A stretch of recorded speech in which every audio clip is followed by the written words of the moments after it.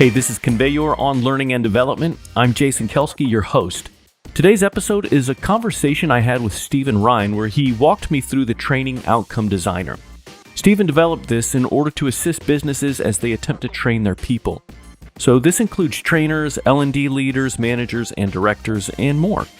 To get a free download of the training outcome designer, text #outcomes to 512-379-5599 or click in the link in the description of this episode.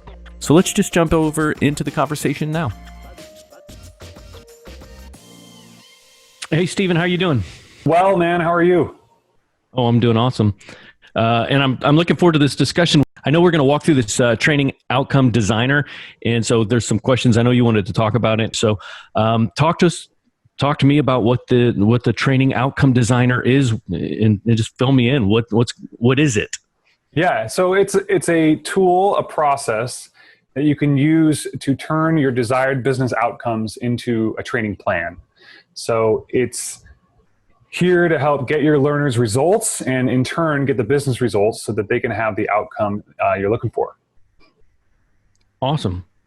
So what led to the development of this? Why now? Why this? And who needs this? Yeah. So what led to its development? I'm going to be a little honest here. There are some things that frustrate me a lot about some L&D departments. And I think that a lot of L&D departments address just kind of the tip of the iceberg, and they focus a lot on kind of this window dressing and the ponderous polish of the top of the training. Okay, so the initial training experience, and I don't fault them for that, simply because that's really kind of the technology that is given to them. So most training technologies out there are really heavily focused or front loaded on either, creating, and we've talked a lot about it, right? Creating engaging experiences, creating really robust e-learning courses, virtual training. Most of it is really focused on that front end experience. And I have a big background in marketing automation and how it correlates to training. So over the years, I've seen how it's correlated to training. So why are you bringing up marketing automation? Well, for like the last, 10, 15, 20 years, marketing automation software has really led the charge in keeping things a going concern. If you think about how they've evolved, these tools have evolved. If you don't know much about them, they can do things like and get your information initially and then automate the release of emails, and then based off of a web page that you visit, change your flow in terms of how they follow up with you, and then score you based off of how much engagement you've had with them, what pages you've downloaded, or ebooks you've downloaded. And so it's a conversation, and it's personalized, it's timely. Some people do it poorly, but it can be really used well to keep things a going concern and drive towards a behavior. And that behavior would be either purchasing a product, signing up for a trial, referring somebody. Those are all behaviors that the salesperson, the marketing team wants. And I think that during this time, like with everyone working remote, we have an even faster forgetting curve. It's even harder to keep things a going concern. You hop on a webinar with your corporate team. Somebody does some training. Maybe it's a subject matter expert, but then you don't get that extra level of conversation like in the office around that topic, or it's harder to have a meeting around it, or it's just harder to keep things a going concern. And businesses right now are needing a way to account for every dollar. Okay. So I'm seeing a definite need or shrinkage in terms of, okay, let's do training just because let's do a training experience just because it's nice to have, or it would really help up level, our talent pool. Okay. It's like, no, how is this training going to drive an outcome for our business right now? How is it going to increase referrals? How is it going to get us, get us more deals closed? How is it going to reduce this like support metric that we look at each week in terms of time to close support tickets or phone calls or resolve things for customers? So we have two very different groups of people that come to us that are looking at ConveYour as an option for their business. We have the instructional designers, the people that are actually creating training experiences, and they really look at ConveYour and they ask questions around its capabilities around building what are they going to build? How can they build out the training? And they're really focused on, honestly, like on their work life, how they're going to use the product, right? Is it going to make their job easier? Are they going to be able to produce engaging training? And that's all really, really great. That's important. And that's a really important aspect, because if people don't like the tools, you can't build for outcomes. Okay. But a much bigger, a group that comes to us a lot are VPs, directors of sales, directors of different departments that aren't even actually training and development departments or learning and development departments. And they're asking, could this tool be used to drive culture, okay, to get an outcome? And they see it as a system to keep a going concern for a long period of time.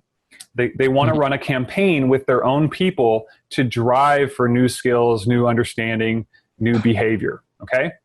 And so you can see how that correlates with marketing automation and training, in that, the people you're marketing to are your own people, and you're trying to drive for that new behavior. And so there's actually some friction here, though, right? So we get these people that come to us and say, actually, leadership is saying we need to get this outcome. This looks like a product that could do this. And frankly, what happens sometimes is how we approach this stuff with regards to outcomes doesn't always line up with what instructional designers and trainers want to see, or the actual people making the training. They're looking for a lot of bells and whistles, and we have 18 different content formats and engagement formats that you can use in our authoring tool. But it's just, that's why I built this outcome designer, because I wanted to really help both groups, the ones that are really focused on driving outcomes and the ones that are really focused on developing training that their people love, work together and get on the same page around these outcomes. Because nowadays, like with people getting layoffs and with the current business climate, outcomes matter a lot. And when you, if you want to get if you want to have a bigger impact and get your projects signed off for, talk in terms of outcomes to your leadership, and I guarantee you that they'll listen. Okay. If you can learn, people talk about, like in our space, they say whoever knows the customer best wins. Okay. I would advise people in L&D, whoever owns the business problems or knows the business problems best wins. Yeah. Because if you know the business problems best, then you can design, reverse engineer those problems to understand the outcomes that the leadership's looking for, and then develop the training based off of those outcomes that they desire. Okay.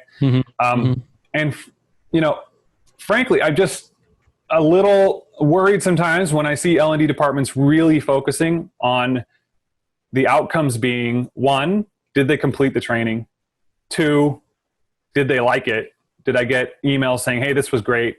3, they filled out a survey that says, I feel like I'm more confident, or I feel like this helped me. Okay. Yeah. And I know that is a reality for a lot of people because they haven't been brought into the outcome discussion. Right. But it's really addressing just the tip of the iceberg. Okay. And if you think about shallow learning, we call it shallow learning. Shallow learning is the enemy here. I'm not saying the trainers are shallow. I'm just saying that the concept of shallow learning is something we want to get away from. If you think about how you train children, when was the last time you sat down and did a great presentation for your children, and then that was all you needed to do to get them to kind of do it the new way? Was a really good presentation. Never. If we got a PowerPoint and sang a song and Yeah. did all that, I mean, that's kind of the corollary, right? Lots of front-loaded experience, great presentation, maybe a song, and then maybe some humor, and then we expect our children to change. Like that's what I see happening a lot. And instead, it's like, why don't we focus on a little less on the front end and spend more budget on checking in with them and going through what we're going to talk about here in the Outcome Designer. Does that make sense? Yeah. It clicks for me. It makes a lot of sense. Is making sure we're not just shallowly saying do this and then walking away and assuming it's going to get done. Right. Yeah.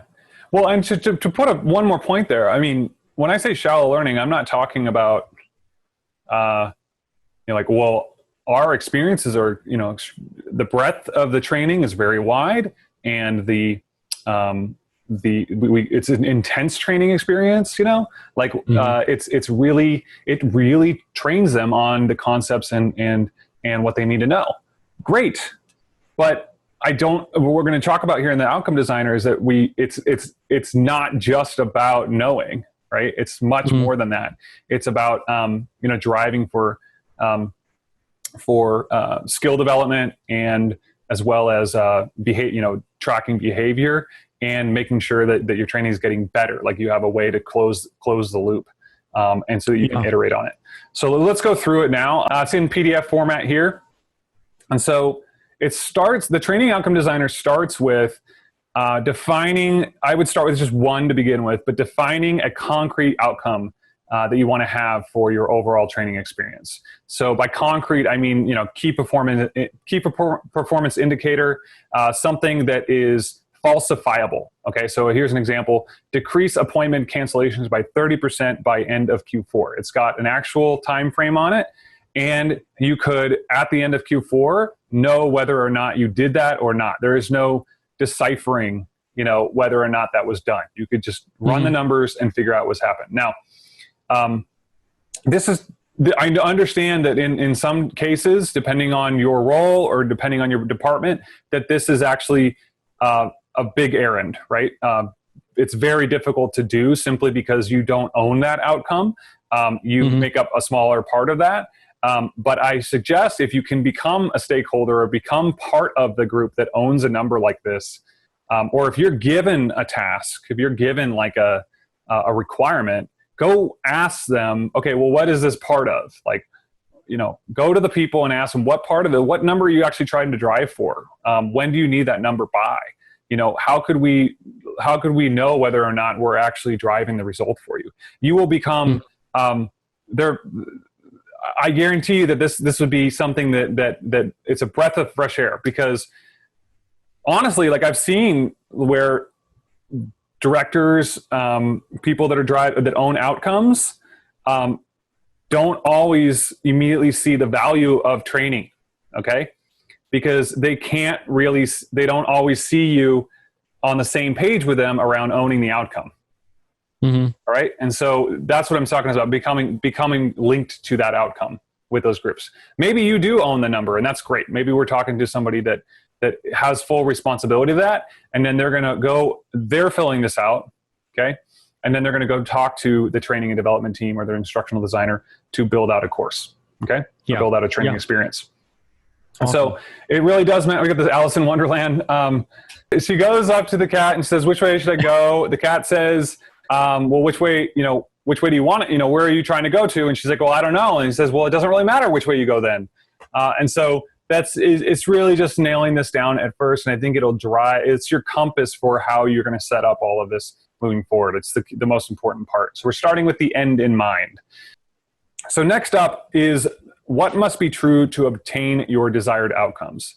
So this could really be extended to what must be true for your learners to obtain your desired outcomes through your learners. Okay, so it's all about who your learners have to become.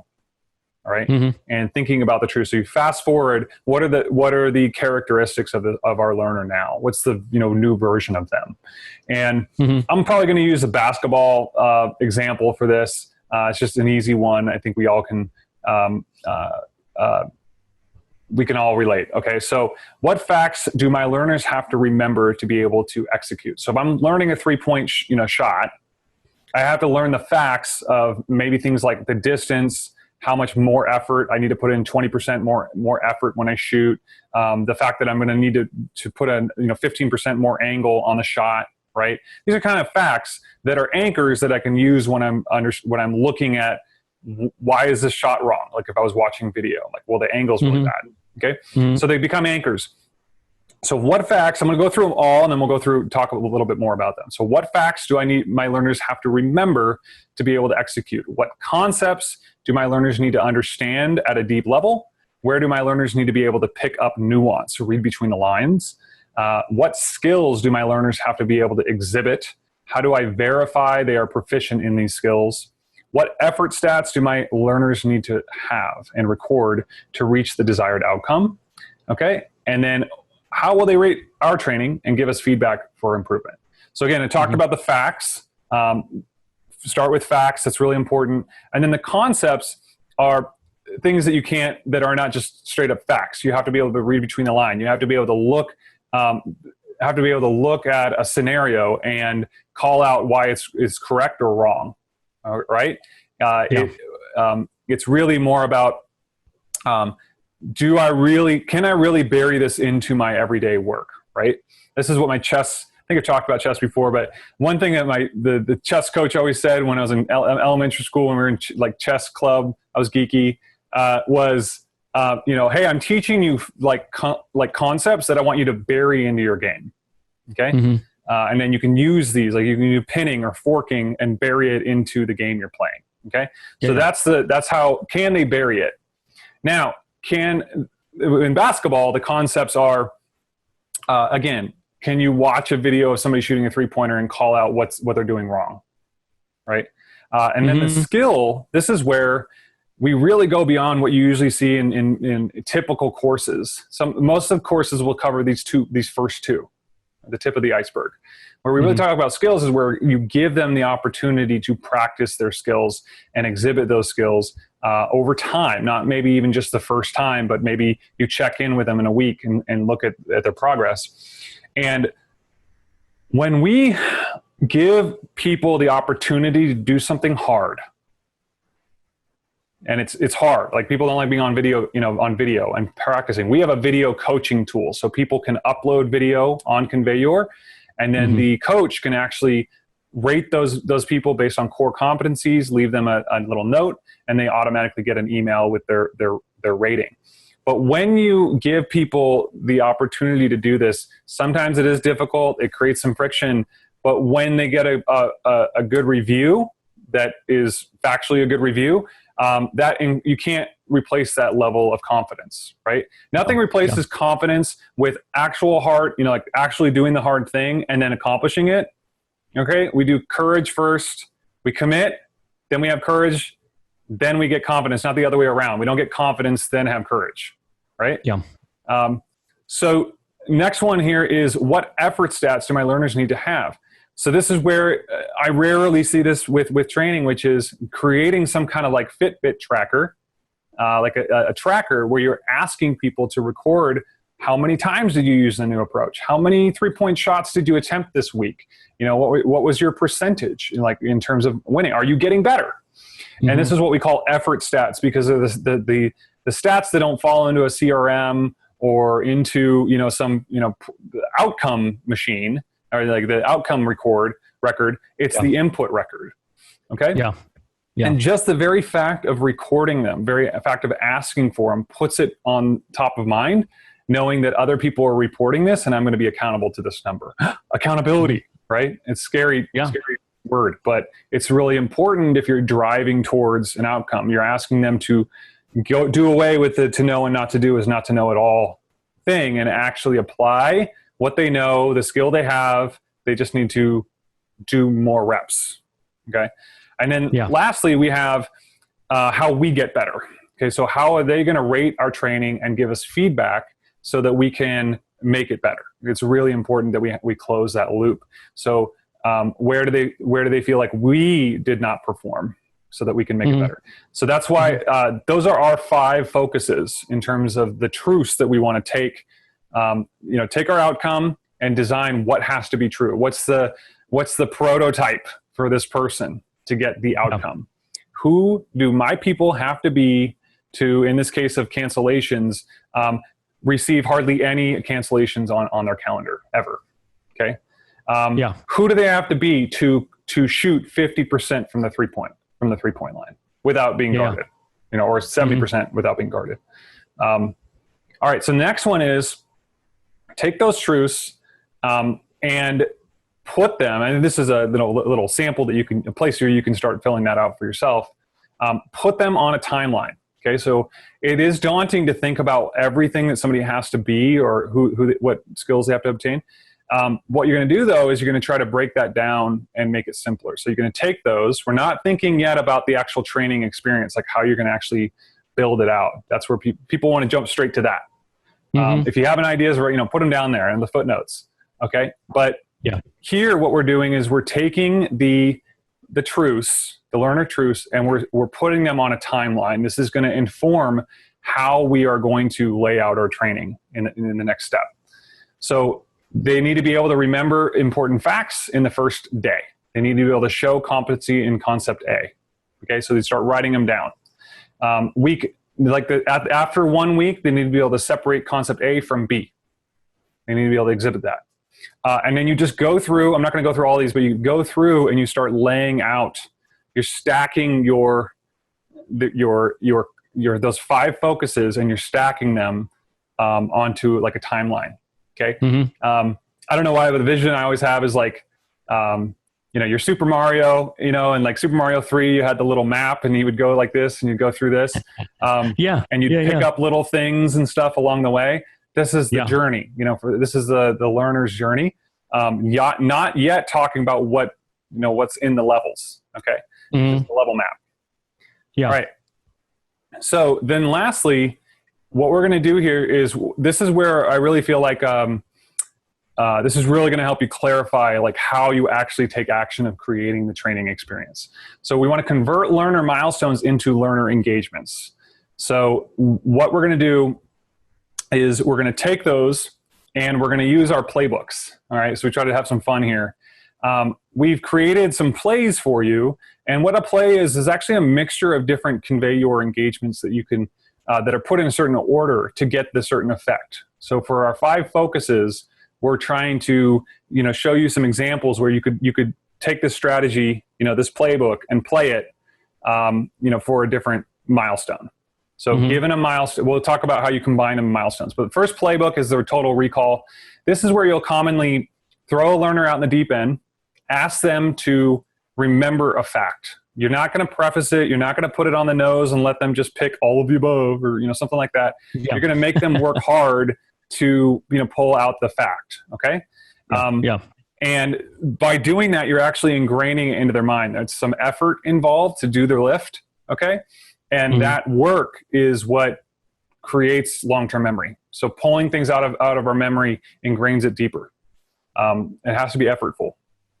All right. So then right after they answer the question, we usually use a challenge question or assessment or a missing word, something that's kind of like yes or no, like there's a finite answer to it. Then you can follow up with like a short video, like to backfill the correct answer, just to reaffirm and add some more fidelity to the answer. Okay. This is a really common thing. One of our best customers, Steven Shapiro, does a 30-day innovation challenge.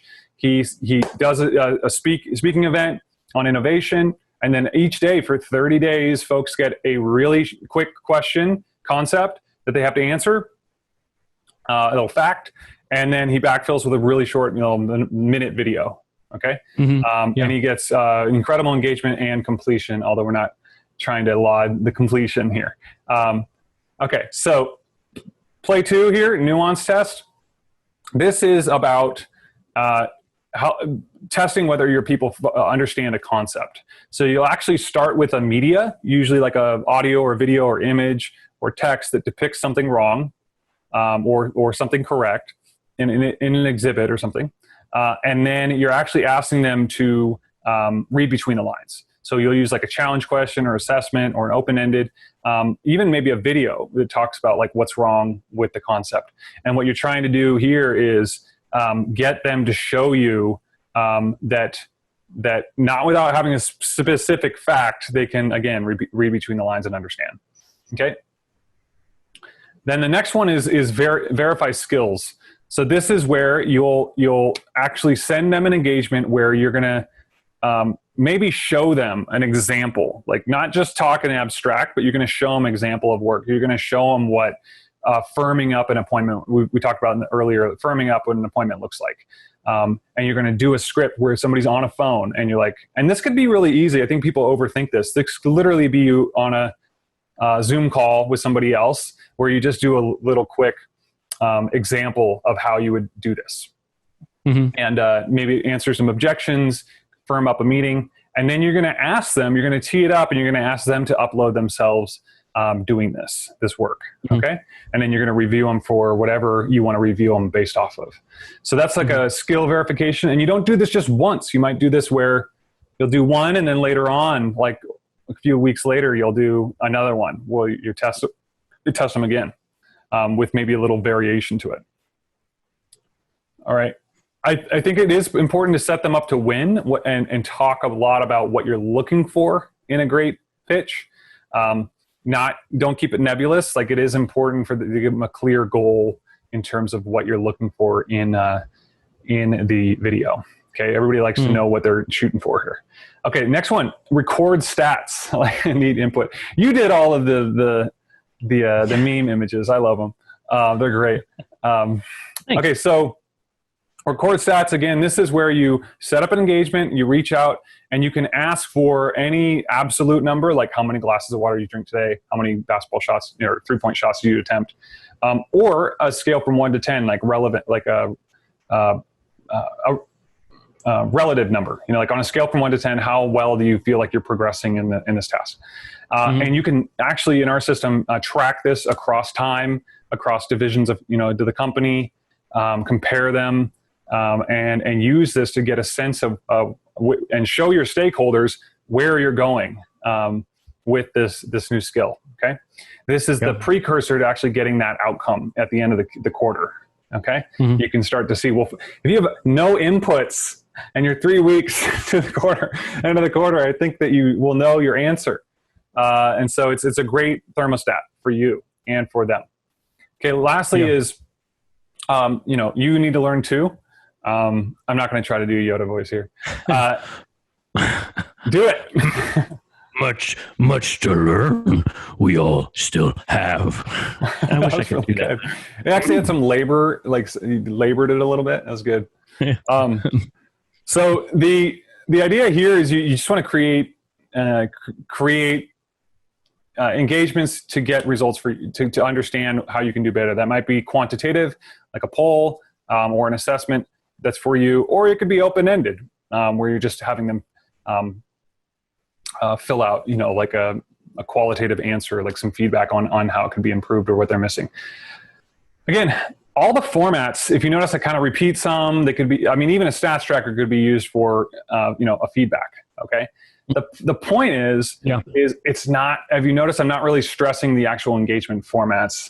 I'm stressing the purpose of them and the way you set them up to get the effect that you're looking for, to focus on that focus. Okay. Yeah. And so once you have these built out, once you have a concept of these different plays, last thing to do is to take that, and this is where you really start to do the what, the what and the how around your training. You're going to take your milestones, you're going to bring them down to this section, and then you're going to try to pick a play based off of the fact I need them to know the first week, or the concept I need them to know, and you're going to use one of our plays. And this is where you start to actually put in your own, tradecraft in terms of your content and apply it with one of the plays. And so this gives you a roadmap. At the end, you will have what you need to build, when it needs to release, and all of it. And then you just need to go build it, right? And we kind of have you covered on the whole how to build that in ConveYour. Hey, thanks for listening to ConveYour on learning and development. Again, to receive a free copy of the Training Outcome Designer, text #outcomes to 512-379-5599 or click on the link in the description of this episode. Once again, I'm Jason Kelski with ConveYour on Learning and Development, and until next time, happy training.